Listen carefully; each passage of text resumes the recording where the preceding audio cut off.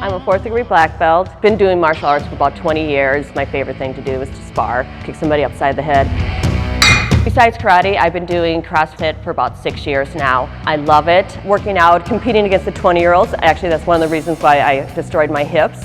Tried too hard, competed too hard. My hips got so bad though, I could not walk. I would get stuck in chairs and I couldn't get out. I'm 52 years old and it's very scary to all of a sudden realize one of your joints are completely going and then the other one starts going too. A lot of patients who come to me in their 40s or early 50s are concerned that they're too young. They're very nervous about that idea of having a hip replacement. But I want patients to find comfort in the idea that a total hip replacement is likely one of the best surgeries in medicine. What I liked about Dr. H, and I knew he was the right surgeon for me, was just his confidence. He helped me understand and feel comfortable that I would recover and it would be better.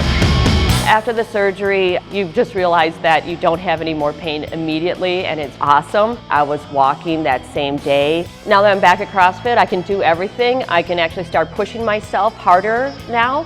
I don't feel the pain every time I would move. It was the best choice that I ever made. It's like I got a new lease on life.